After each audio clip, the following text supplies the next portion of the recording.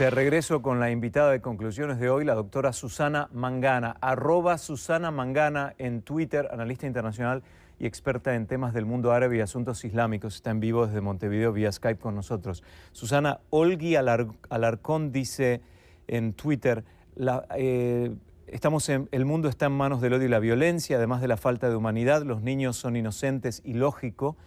Y Lula de Pomar comenta, ¿se puede analizar semejante barbarie? Más de 100 niños inocentes muertos, no analizo, condeno con mayúscula. @Susana Mangana. Estoy pensando, como dijimos antes de ir a la pausa, que el objetivo del talibán es tirar abajo el gobierno de Pakistán, sin duda, ¿no? India dice que es un crimen bárbaro en contra de la humanidad, sin duda. Ahora, yo me pregunto, ¿qué porcentaje del poder del talibán en Pakistán tiene fuerza, está vivo hoy, con los esfuerzos de Pakistán y también de Estados Unidos para tirarlos abajo? ¿Cuán fuertes son?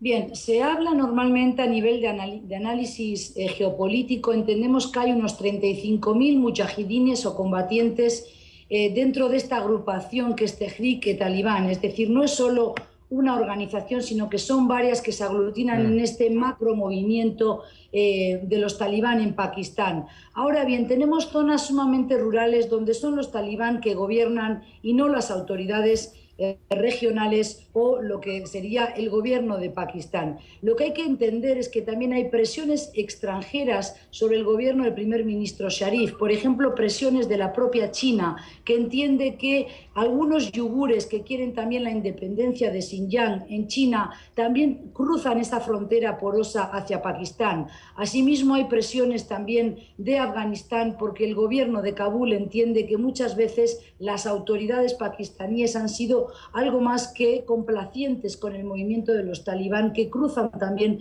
la siempre porosa, insisto, frontera de Peshawar con Afganistán, con lo cual vemos que se ha recrudecido esa pulseada y esa lucha entre las autoridades y sobre todo el ejército pakistaní con los movimientos talibán en suelo pakistaní. Pero tenemos un país sumido sobre todo en la pobreza, también con algunos fenómenos climatológicos que han azotado a ese país, que lo han debilitado, como por ejemplo inundaciones varias a lo largo de estos últimos años, con lo cual es un país donde podemos hablar del semillero del fundamentalismo y el extremismo islamista más radical del siglo XXI. Uno de los países que presiona de alguna forma al gobierno de Pakistán es Estados Unidos, a pesar de estar involucrados en la lucha contra el talibán en forma directa. Pero me pregunto, ¿por qué el talibán todavía, a pesar de este esfuerzo, tiene la posibilidad de llevar a cabo ataques como estos?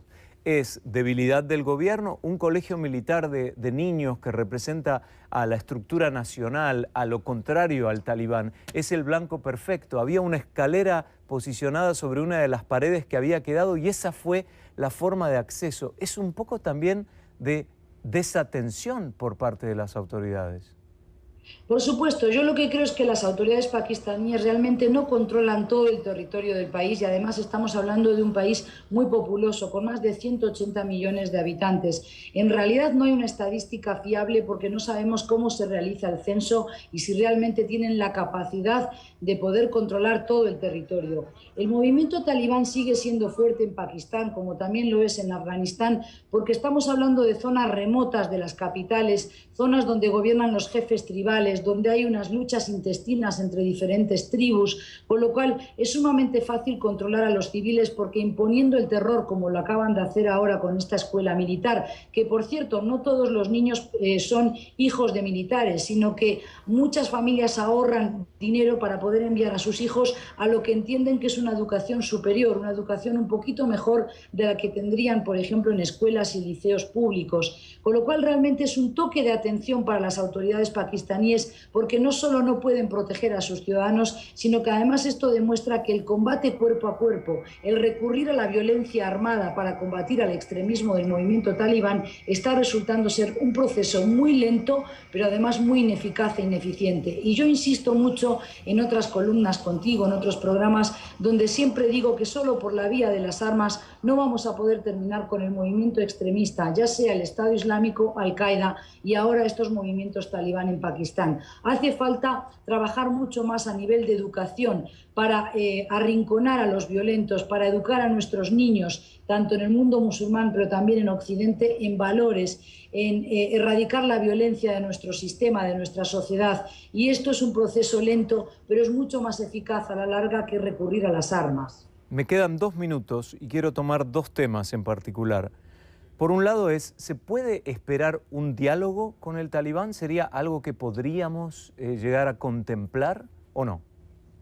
Bueno, no sé si tanto como un diálogo civilizado, lo que hay espacio para la negociación sin duda, porque lo que también quieren los talibán en Pakistán es que se liberen a sus presos, a sus reos que están encarcelados. Es una medida de fuerza, es una pulseada, como decía yo, para poder presionar al gobierno de Nawaz Sharif para que puedan liberar a esos reclusos, a esos presos, a esos mujahidines, con lo cual hay espacio para la negociación, pero esto es un paliativo. Mientras el gobierno de Pakistán siga siendo un gobierno fuertemente volcado a prácticas clientelares, nepotismo, donde también exista una alta penetración de la corrupción a todos los niveles, a todas las escalas, esto debilita la fuerza del gobierno y de las autoridades pakistaníes, con lo cual hay mucho trabajo por hacer en Pakistán, no de ahora, sino desde siempre, desde los antiguos gobiernos, desde, por ejemplo, Pervez Musharraf, otro general también golpista, hasta el movimiento actual, con Nawaz Sharif, ya también un político conocido para Occidente y sobre todo para Estados Unidos. Yo lo que creo es que debe haber una presión más fuerte de Estados Unidos para que realmente el gobierno intente hacer las cosas mejor, pero sobre todo en el plano educativo y desde luego controlar mejor lo que se llaman los soft spots, es decir, aquellos puntos que son débiles, que son de muy fácil acceso para los movimientos terroristas, sea los talibán o cualquier otro grupo. El diálogo puede continuar en Twitter, @Susana Mangana, es la forma en que pueden comunicarse con la académica. Por lo pronto y en el espacio de este programa, gracias doctora, analista internacional, experta en temas del mundo árabe y asuntos islámicos, doctora Susana Mangana, en vivo vía Skype desde Montevideo. Un gusto, buenas noches doctora. Buenas noches Guillermo, gracias por tu sensibilidad hacia estos temas. Gracias. Volvemos enseguida.